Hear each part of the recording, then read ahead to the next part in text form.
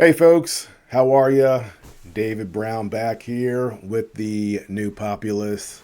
Good to be with you guys again. It's been a while. I took a little time off to take care of some health issues. You get older, things pop up, and you gotta work on them. So I was able to do that, and I am feeling good, and I am glad to be back here making videos and talking to you guys. So these last couple of months, what has happened? Anything interesting? Well, of course, in the era of Donald Trump, a lot has happened. And, Trump talks about his zig and a zag where he's, telling a story and he wanders off over here and then goes over there. But eventually he sort of brings it back to the center and stays on the topic and gets back to the point. Well, these last couple of months have sort of been like that in the sense that he is just sort of all over the place. And if you are a commentator trying to cover him day by day, you are bouncing around. And there was a lot of that. There were people who are huge Trump fans and people who are detractors just sort of freaking out every day based on what he just said. And the advantage I've had these last 2 months by not putting out videos is that I have not been jumping around trying to follow him and overreacting to every single thing he says. And that's really the key here. People constantly, even after 9 years, overreact to everything Donald Trump says and does. And what you really have to do is, wait, give it a few weeks, give things time to breathe, and then see where they end up as time passes. And usually it's back to a more sensible place.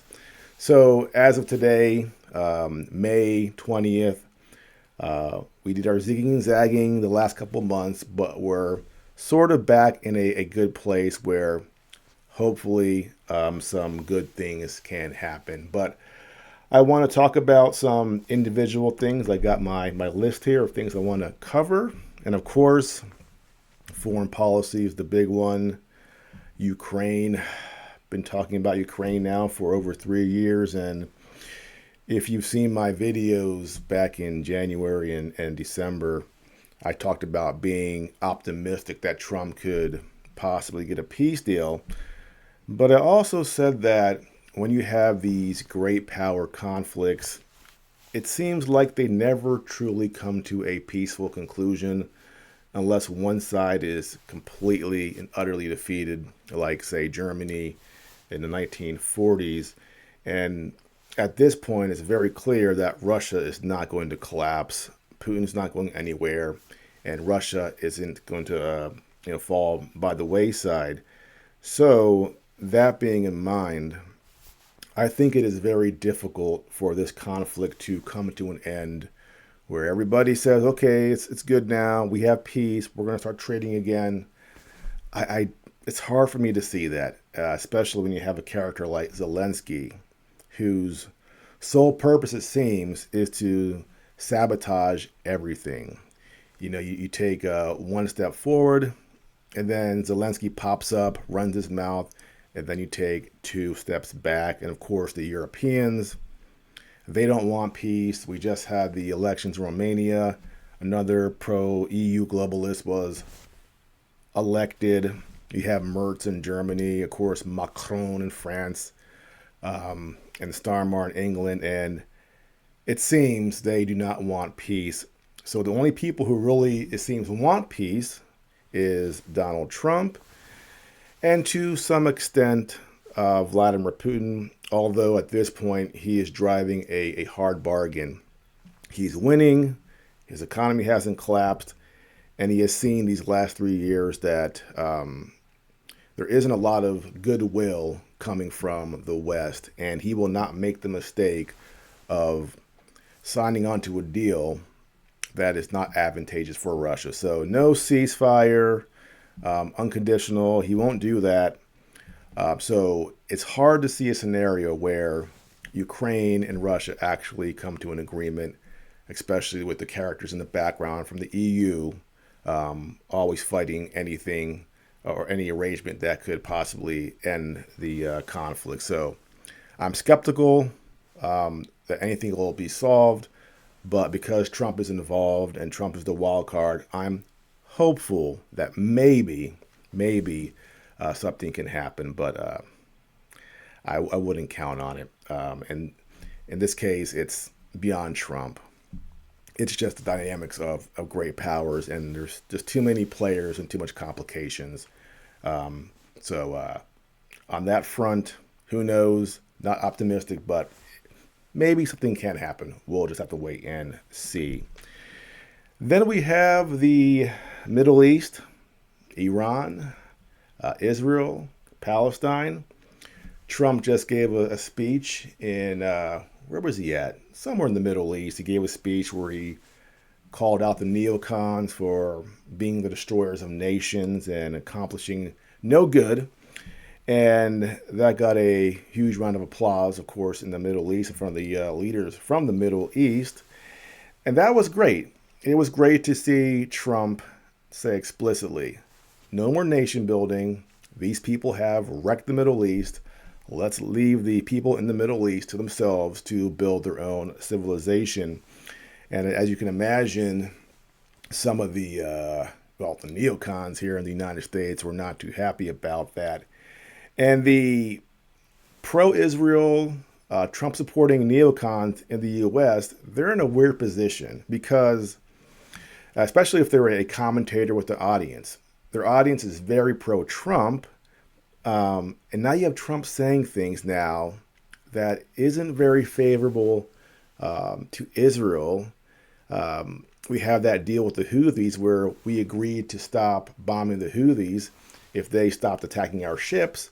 But there was no agreement for the Houthis to stop attacking Israel. So we're seeing a bit more of a pro or America First foreign policy. And if you are a major Zionist like Lindsey Graham, or if you're a commentator like Ben Shapiro, well, you want to support Trump, but these guys are huge Israel supporters, and Trump not being 100% on board with everything Israel wants to do is a problem for them. So it's going to be interesting to see how they play this, especially if Trump stays on that track of America First foreign policy and not just bending to the will of the Israelis. And of course, the prime minister is Netanyahu. And my question is, if Trump continues down this path, what will Netanyahu do? Because I'm sorry, I do not trust that man. He is wily, he is duplicitous. Every time you see him, he always has a look on his face like he's scheming and plotting. I don't trust the guy. And we found out recently that Mike Waltz, the former national security advisor, was working with him behind Trump's back to try to push the administration into supporting a war or an attack on Iran. So the question is, what will Netanyahu do if he gets desperate? And we've seen in the past, Mossad and Netanyahu, they'll do a lot. So I am worried about that.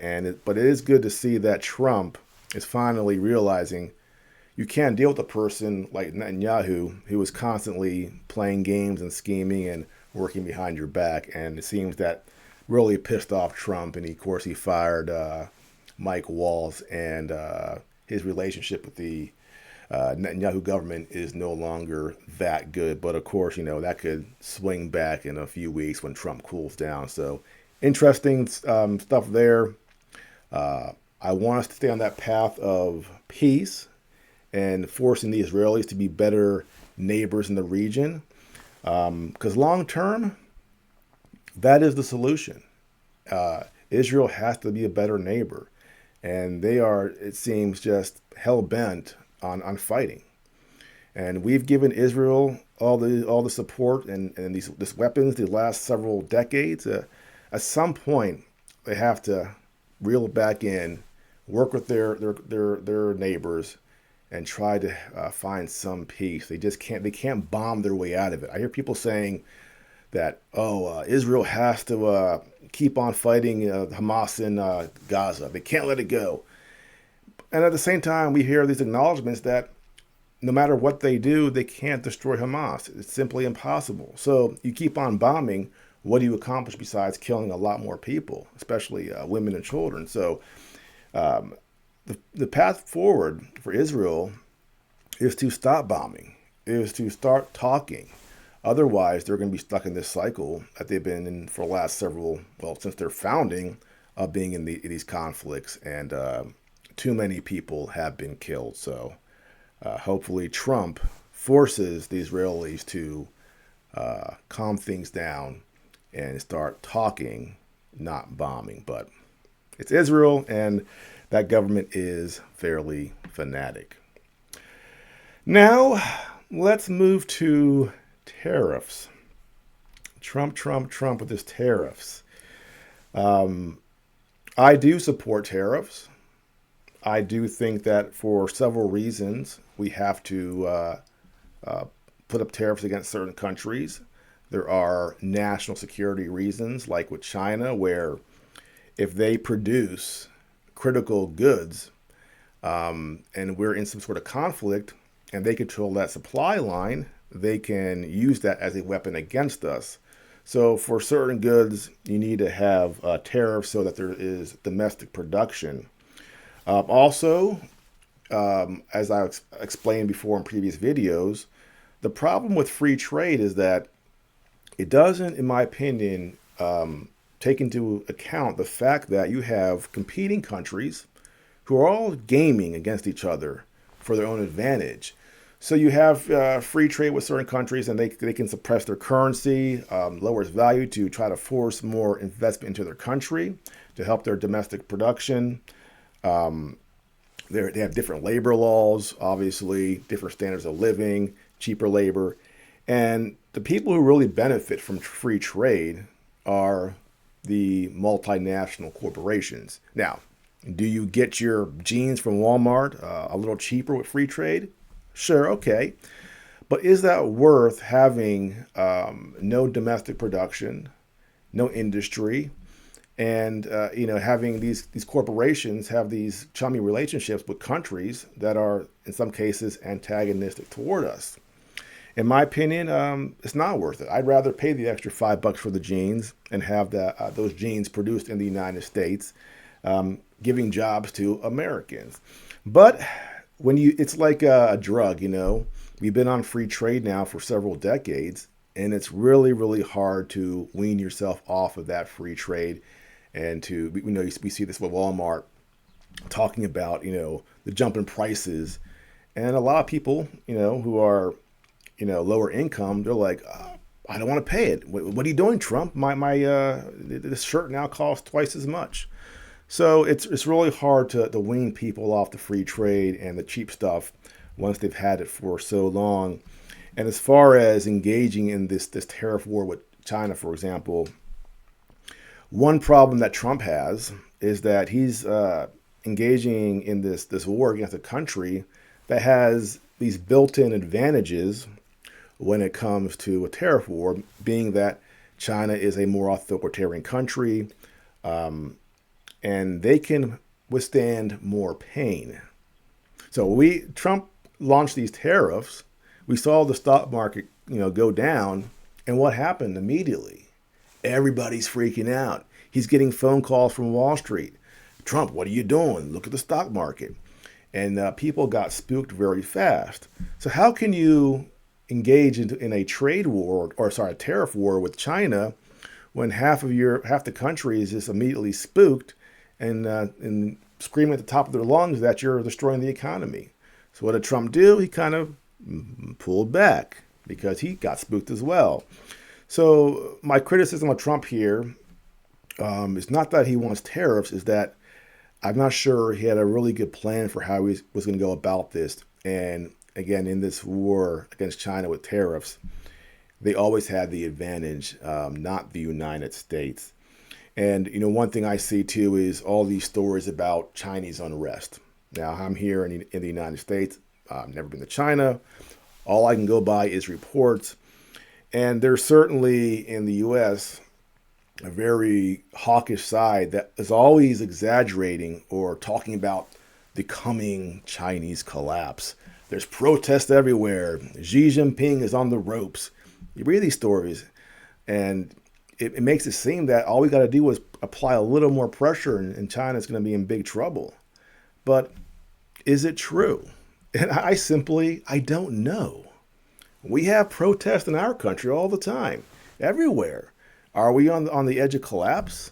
No. So even if China did have some protests somewhere, it's a big country, a lot of people. Does that mean China is on the edge and is it getting ready to collapse? I don't think so. So I think we've greatly exaggerated the pain and suffering that China is going through. Of course, they have their problems. Everyone does. We have our problems, a lot of problems. If you're watching us from another country, you might be thinking, wow, America's an absolute mess. But are we about to collapse? No. And same thing with China. All these stories about Chinese unrest and fragility, I don't believe them. So I'll be curious if you're from China, what's going on there? What do you see every day? Is there this unrest and people protesting? Because, I'm here in America and I simply don't know. Again, and I just don't believe it. And, and I mentioned that we're always saying that other countries are about to collapse. We did the same thing with Russia. Russia's about to collapse. We screamed that for 3 years. Did Russia collapse? Nope, not even close. They did have that little thing with, what's his name, the Wagner guy, when he had his little rebellion, but that was put down and Russia is just fine now. So why do we keep on believing these foreign policy experts, these hawks against Russia and China and Iran, who are always saying that that country is going to collapse, and it never happens? So we got to stop listening to them. They're fools. They just it's propaganda.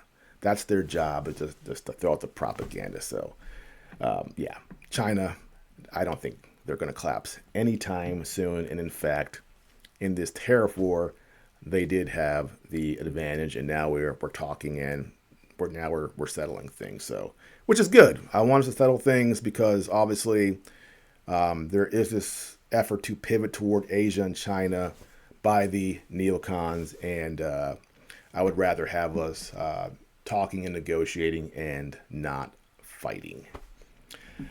Now, I want to talk about some domestic issues. When Trump ran, he was running on declassifying the files related to RFK, JFK, Epstein.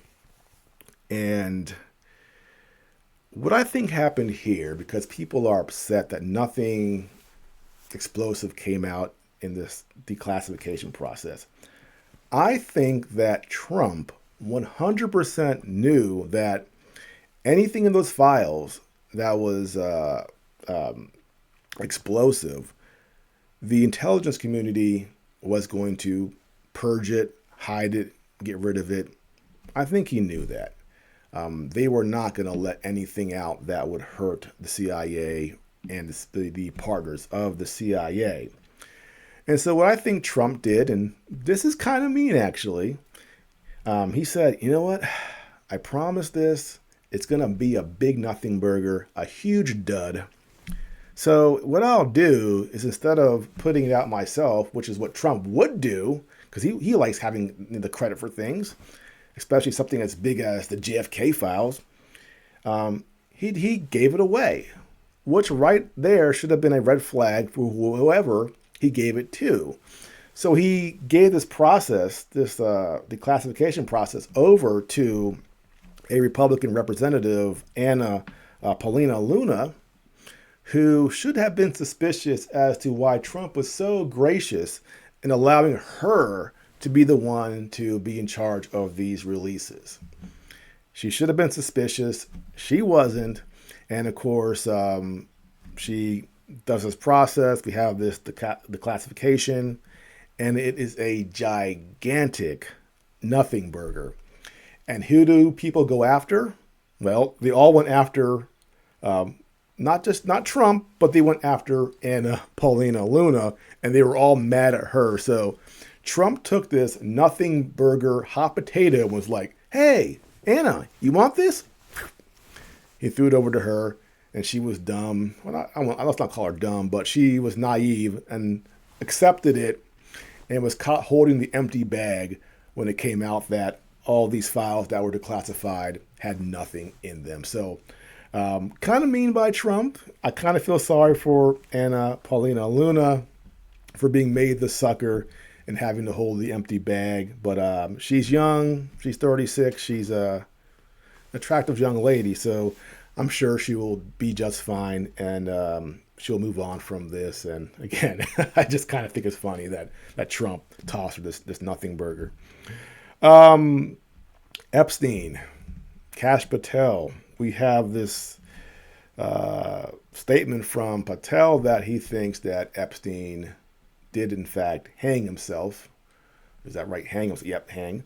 He did hang himself, and that he wasn't murdered. And a lot of people in MAGA world are not happy with him saying that. What do I think? Well, Kash Patel is the director of the FBI. And when you're in that position, you can't be a conspiracy theorist. And what do I mean by that? He can only speak on things that where he has the actual evidence. And like the JFK file, why would you think that the deep state under, it was Barr that was the Attorney General at the time. Why would you think that the deep state would allow any physical evidence to be sitting around that Kash Patel and Dan Bongino could find that would prove that Epstein was murdered? Of course they would purge all that stuff, get rid of it. So Kash Patel's sitting there, and the only actual evidence he has access to is all in support of Epstein hanging himself. So he may not believe it. He may, in his back of his mind, in his heart, think that Epstein was murdered, but he has no evidence of it. And as director of the FBI, he can't come out and go, well, all the evidence says that he hung himself, but it doesn't sit well with me. So I think he was murdered. That would be really irresponsible of somebody who was director of the FBI. So I think Patel is in a position where he can't just go out there and wing it and just say, random things and what he feels and thinks. He has to go by the evidence, which is what a law enforcement officer does. So does Patel really believe that Jeffrey Epstein did hang himself? I don't know. But I do know that the evidence he has all points to that, because that is the only evidence that the deep state left behind. So he's in a really rough position where he can only follow what the evidence shows, and that has all been shaped before his arrival by his predecessors and people in the intelligence community who, of course, are doing all the hiding and purging of things that are relevant. Matter of fact, we had I think it was a U.S. attorney in New York fired by the Trump administration. He was the guy that was holding up the Epstein files, withholding them from Bondi, allegedly. And when he left the building after he had been fired, there was a crowd of people there cheering. There was music. I think there was bagpipes playing. This huge celebration for this guy who had just been fired, being treated like a hero. And what was he doing? He was hiding documents. He was ignoring the Attorney General of the United States. He was, being a scumbag, a deep state asset. But he was treated like a hero. So that guy, what was he doing in New York with all the evidence from Epstein and from other things like, what's his name? The former congressman, the creep who was married to Huma Abedin. I can't remember his name right now. Anthony Weiner. So what has he been doing the last decade or so up there? Well, clearly not participating with lawful orders and working as a deep state hatchet man. So uh, before Bondi and Kash Patel came to office in 2025, there's 4 years under Biden where people in the intelligence community, in the working for the U.S. attorney's offices, they've all been busy bees, making sure that if Trump got elected and new people came into office, there would be nothing there for them to find to implicate Epstein in being murdered. Anything from Epstein Island, that's gone. So they are in a rough position where nothing was left for them. And you have MAGA world upset because we all thought, or not me, but a lot of people thought that when this administration came in and with these new people, that we would have all these explosive things and it would take down the deep state. Sorry, kids, that is not how it works. They would never leave that stuff behind. They would get rid of it. And there's no way for us to know that or to prove that. So I was not expecting any fireworks. And unfortunately, I was right. Big nothing burger. And but that's how powerful, unfortunately, the deep state is. The U.S. government is a $4 trillion a year enterprise. And when you have that much power and money, there are a lot of people that are trying to protect that. And one president can't just come in and clean everything up. And that's my message to the MAGA world, is that our journey is not just about Donald Trump. It's past him. Who's the next guy? Who's the next president? Who are we supporting in Congress? If we want to turn this thing around, it's going to be an effort that takes decades, not a couple years. It's a long process. And the other side, they're busy. They have their support and the money, and they have the infrastructure built in Washington D.C. Already, there that's fighting against us. We have to tear that down, and that's a very, very, very long and difficult process. And we're finding that out every single day, how difficult that is. And finally, I mentioned that Congress. Not a lot to say about Congress. Congress sucks. Every time I see them on X, Twitter, they just annoy me. They're trying to pass this bill, this spending bill. You have the Trump saying, "Hey, pass the bill." Then you have the libertarians going, "No, there's no spending cuts." They're all squabbling. It's really exhausting, actually. I almost don't even want to talk about it. What's going to happen? I don't know. They'll eventually, as always, find a solution that essentially pushes the status quo forward. That's what always happened. Our government was structured to allow all these checks and balances and for things to move forward at a glacier pace. And nothing drastic ever happens from Congress. It's the same old. It moves very slowly. And there's too many competing factions, infighting groups against each other to ever have a real coordinated action, especially when it comes to a spending bill. Too many people with interest, and when you have that, you just have what we have now, which is a bunch of bickering and not a whole lot getting done, and a bill that doesn't really do all that much. So that's Congress. Congress sucks, and unfortunately, there's still too many people in Congress, even on the MAGA side, who aren't that good. So screw Congress. Well, that is the issues I wanted to cover today. Again, I am back. It's been a while. Hopefully going forward, I'll be making more videos over the summertime. And we'll just have to, wait and see what happens with the Ukraine issue. A lot going on, a lot of interesting things. The first 100 days have been interesting, generally in a good direction with some caveats. And, Trump looks healthy, motivated. I'm hopeful that we're going to have a good 4 years and make a lot of progress. But the system, as I keep pointing out, it's big, complicated, and corrupt. And we have to fight every single day to push things in the right direction. It is a marathon, not a sprint. So you have to be cool.